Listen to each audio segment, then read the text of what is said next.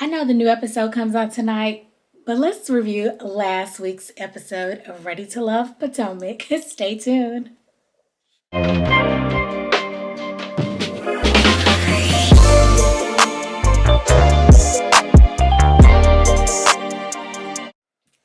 Hi, Simply Subbies. Welcome back to the Simply Stacy YouTube channel. It is your girl, Simply Stacy, and I am here to do another reality recap of Ready to Love, the Potomac edition. This is season number 6 to me, and we're on episode number 2. It is called Blind Dates.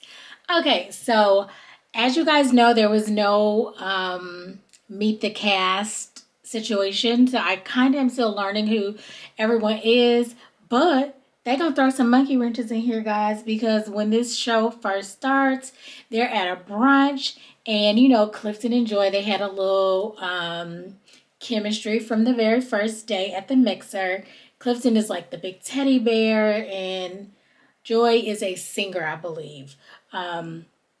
Tiffany pops up over there, and she's kind of looking at Clifton like, I'm trying to figure out why somebody put me in the bottom last week. And so he's like, well, I'm just, speaking to you since you're sitting there. The kid joins, and she's talking to Wiley, who was talking to Tiffany. Now, Wiley is the youngest guy, and it's so funny because when the kid comes and interrupts Wiley and Tiffany talking, there's also another gentleman, I forgot his name, but he was sitting there too. So it's like the four of them, but she comes up and joins the table, and then she looks at Wiley and was like, you look really familiar. By chance, do you know who, did she say Chuck Brown? Somebody. And he was like, dang, how she, why would she come up here and ask me that? And apparently that is his father. He is the founder or creator of go-go music. And I'm like, who just knows that? Like, why is that something you would know? And then to be like, you look like him, so are you his child? That was so crazy. But he said he doesn't normally lead with that. He wasn't out here trying to tell people who his dad was, but yeah, that is his dad. Nephew Tommy comes. He's basically saying, before I was talking about quality over quantity, so it was 7 men and 7 women, but I'm going to give y'all a little bit more quantity. So there are 2 new people joining the cast, and you guys are going to meet them on a blind date.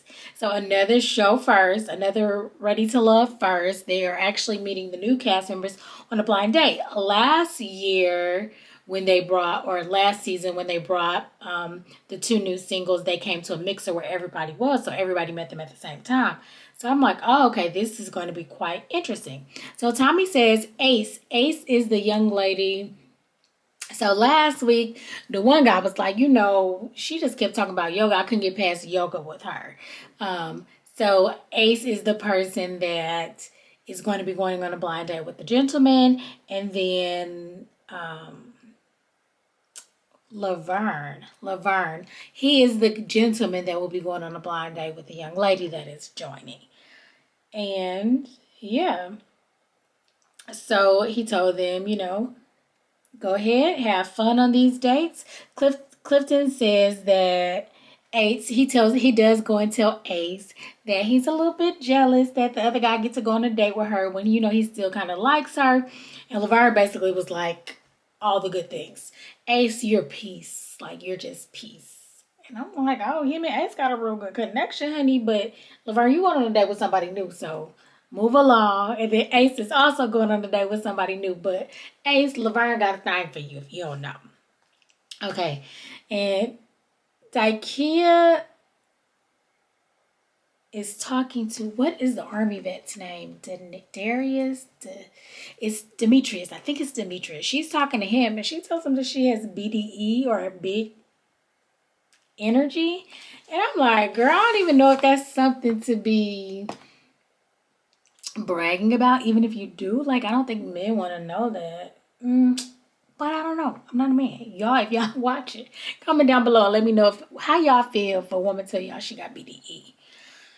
I don't know. Okay, so Wiley says that he does like Tiffany, but he wants to make sure that he's giving other women a try, because Tiffany did kind of pull him to the side and they were kind of chatty at this little brunch they were having. Ikea, the one who comes up and asks him about his dad, she is like, oh, he is kind of a little bit younger, but it seems like there's more to Wiley than meets the eye. So it sounds like she actually wants to get to know Wiley. I believe he's 32. Yeah. So Joy and Clifton are having a little conversation, and it's like once the mixer is over, and it seems like they're the only two left. And he's like, I missed you all day. And she was like, yeah, you were mixing and mingling, so we didn't really get a chance to talk much. And she's like, okay, well, I think it's time to go. And she stands up, and he's like, no, sit down. I'm not done. Like, we not done. We finna have a conversation because I haven't talked to you all day. And so she was playing with him a little bit, like stood up a little bit. He was like, no, sit back down. He pulled her down. So, they had that little banter going on, which is super cute. And she does go ahead and say to the confessional, like, it's very rare that you find a man who's that interested in talking to you that does not want to leave your company. And so she did really like that. It speaks very much volumes. So he's like, give me a hug. So he gives her a hug. They give this long, hug. It was really nice. And I was like, oh, I really like them together. They both keep saying they keep talking to other people and they keep trying to see what that's like, but they are still each other's number one picks so far. Date number one, blind date number one. It is this lady named Carmen. She is 43. I want to say she might be the oldest woman. I don't think they have any more 43-year-olds. And she is a brand manager and author. But I think she says something about she works with a lot of athletes or something like that. She's meeting with Laverne. I mean, he was the one I said was probably the most... I think Clifton is nice looking as well, but Laverne is nice looking as well. He's bald and bearded like a lot of the DC guys were, and a few of the cast of Potomac as well. I think that's just saying now, guys. Bald and bearded. This Carmen is very, very tall, but Laverne is taller than her. So I'm like, okay, good matchup. He says that she's thicker than the snicker. That's what he tells the confessional. And they both are prior Air Force. They have a lot in common, it seems. He has 2 daughters. I think she asked if he had children, or if he was married. He was divorced. And she too was divorced before. And he says he really likes Carmen. He says that she has a strong personality, but he thinks it'll be a second and maybe even a third date. And then there is Ace. So Ace, remember, she is okay, so at first I think it says she was a philanthropist. And this week it says she's a yoga teacher or something. So I don't know what Ace does, but she's 37. And she is meeting with a Cornelius. So this season also has a Cornelius. He is 37 as well. And he is a real estate investor. So now when I see him, I do really get like teddy bear vibes. Like big and tall, like teddy bear vibes. I know we said that about Clifton too. Kind of both, but more so Cornelius. He has been close to marriage before, but he admits that he was the problem, and he's ready to show what he's learned from that mistake. And he went to therapy. He did the work. So, that's right up Ace's alley, because she had a couple conversations last week about her going to therapy as well. And, yoga and deep breathing. And she talks about all this. And listen, Cornelius is eating it up. He likes all of this positive vibes, all of this peace that Ace is bringing, because Laverne called her peace, like just her essence is peace. So I think she does ask him, does he want to have kids? She thinks he's handsome. He's bald and bearded. She asked him if he wants to have kids, and he was like, well, they call me cornbread where I'm from, and I do want me a couple of corn muffins. I was like, okay, little baby corn muffins. So they gonna have some corn muffins. They talk about therapy. They talk about mental health and their self-care and self-love. And she talks about her meditation and all stuff. Like I said, he eating it all up. And she does talk about yoga changing her life. And she asks him, what is he looking for in a relationship? And basically he says someone that makes him relax and good sex and the ocean breeze and something else. I'm like, okay. He was like, anybody that don't put that up at the top there, it's a problem. But that was that they actually had a good date as well. So I'm like, okay, at least they went out with people that were kind of cool for them to like meet at the first time. They didn't meet everybody, but they did have nice dates to begin with. So next up is Paul. You know, he's the oldest of the bunch. He is 48 and he's going out with Joy. Now, he really likes Joy. Remember, Joy likes Clifton. Clifton is her number one. And Paul was going by PO or not police officer, parole officer. Post office, because he delivers, right?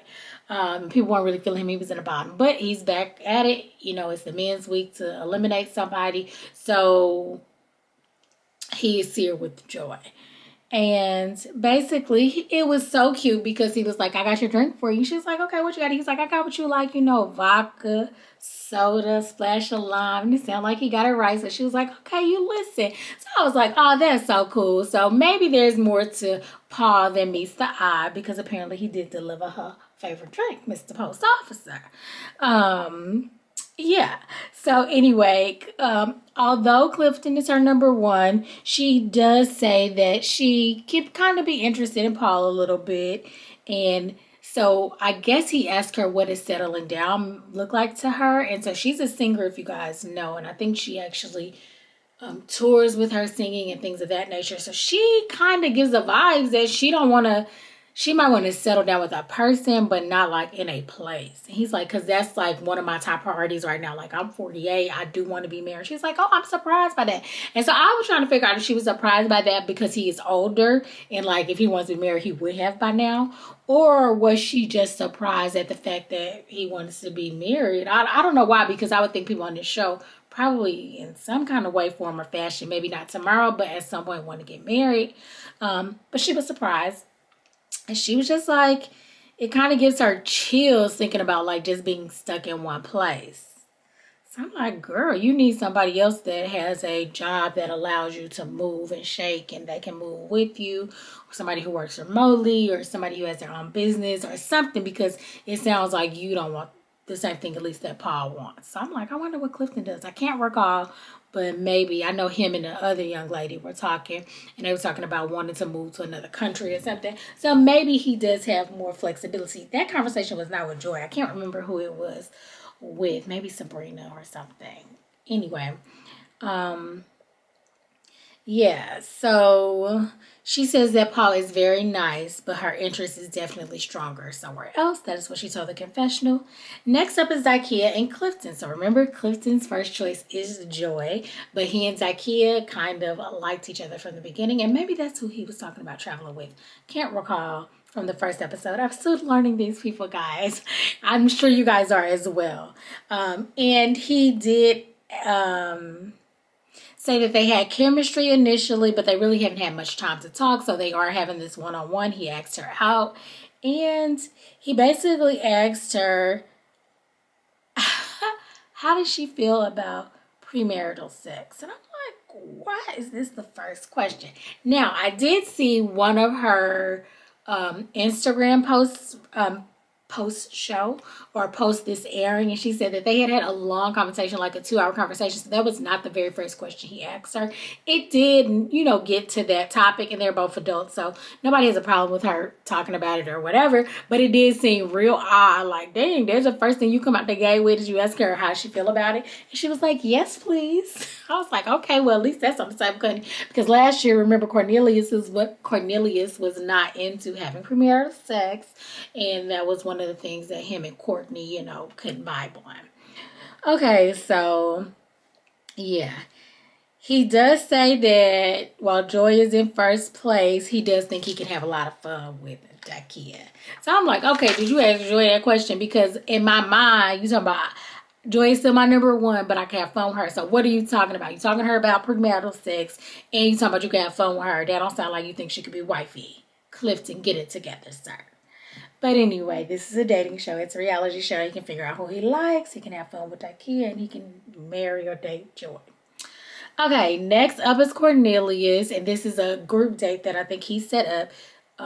He is 41, and this is actually the first group date of the season. Paul is there as well, the 48-year-old, Sabrina, Tiffany, and then Precious. So 3 women and 2 guys. Cornelius is a brand new guy who came and had a date with Alex. So now he's meeting more of the cast, and they are getting to meet him as well. They are playing ping pong. Paul going hard in the paint. Like, he not letting the women have it. It's 3 against 1, the men against the women.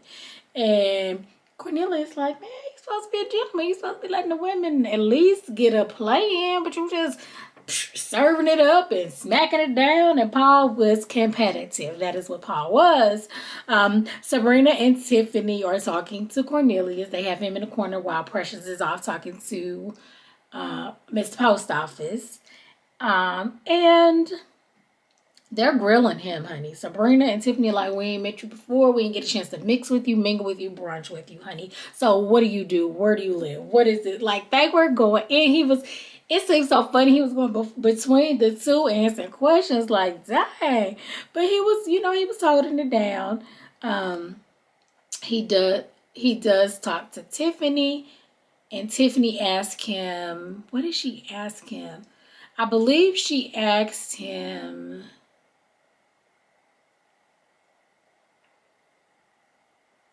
Oh, she asked him something about like, well, what do you want? And he was like, I want somebody that I could, have a companion with, all this stuff. And she was like, okay, no, but what do you want? Like, she's like, you beating around the bush. I want a husband. And, I think he said like a life partner or something. She was like, well, is that the same? Is it, because it's different to me. And what I want is a husband. And he was like, well, either, and I was like, okay, sir, be honest. If you don't want that, then you don't want that. If you do want that, then you do. It shouldn't be whichever way the wind blows or whoever you're dating at the time, whichever way that goes.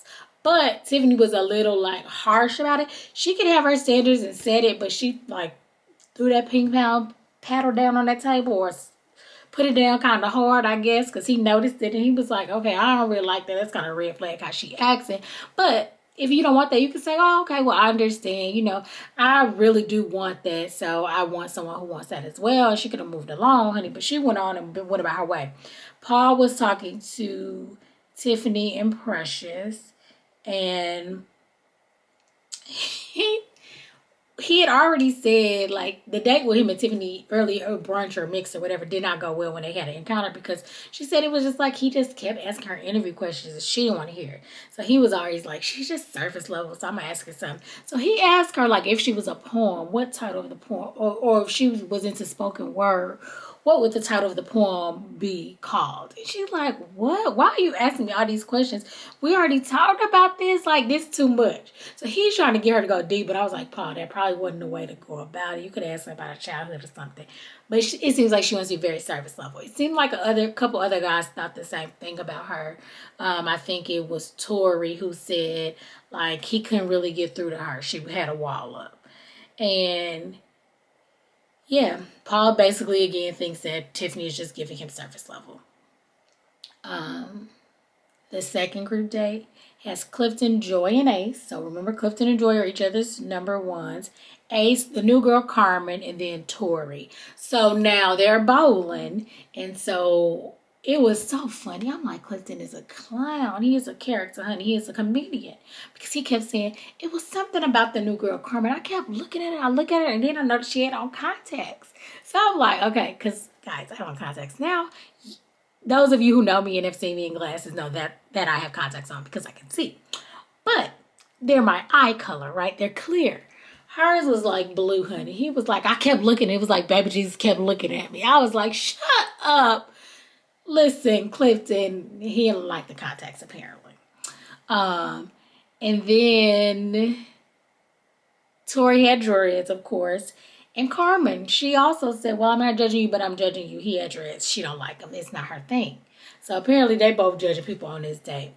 You could tell that Carmen liked Clifton, even though Clifton wasn't really into her, but he was nice and cordial, and he was talking to her and entertaining her. So Joy had time to go and talk to Tori. I think they played pool in the back.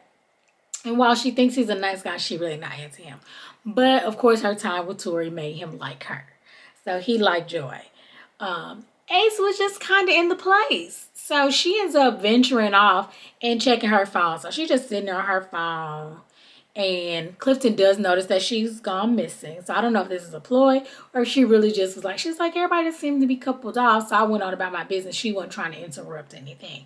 So Clifton comes to talk to her. She kind of tells him, whether this works out with us or not, or anyone else or not, I think you guys have good vibes. And, I just don't want to be in the middle of it. And he was like, I just want you to know you were missed. And, I want to get to know you and all this stuff. So I was like, well, that was nice of him. And I really do think she just was over that. She wasn't trying to talk to them. She had gone on a date earlier this week and maybe she liked that guy better. But that was it. Yeah, Clifton and Joy. Clifton basically does tell Joy before it's over. They actually get back together and start talking, have a hug at the bowling alley while the other people are talking. And he does reassure her by saying that he's just not really into Carmen. And I'm like, okay, I don't know if you had to say that. So did he say it because he thought she was, feeling Tori? Or was he just trying to reassure her?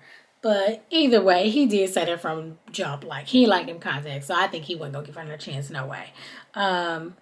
Next up, they're at the Gentleman's Lounge, and this is the first one. Wiley is there, and he arrives first. Cornelius is the new guy, and everybody's like, oh, okay, man, what's up? So Tommy says, let's get to it. You had a date with Ace, and then LeVar, you had a date with Carmen. And Carmen was like, she was a little touchy, which she was on the date. Because, he worked out and stuff. They had a lot in common. And I think she was like, oh, let me see the muscles or something. She got the feeling on his derriere and all this stuff. But anyway, he did say that. But he liked it. And then Cornelius said that he did have a good day with Ace. And here go Laverne again. She is peace. And we like, okay. So he really likes Ace. Cornelius and Laverne, share how their dates went. And then they ask, like, who are your tops? So Tori said Sabrina and Joy. Clifton said Ikea and, of course, Joy. Tiffany was at the top, I think, for Wiley. And Ikea was also at his top. Paul says after 9 p.m., Ikea feel like she needs to be thugged out. Or he thinks she would like to be thugged out. And I'm like, Paul, that's inappropriate. That ain't even what nobody was asking you, sir. I don't like it.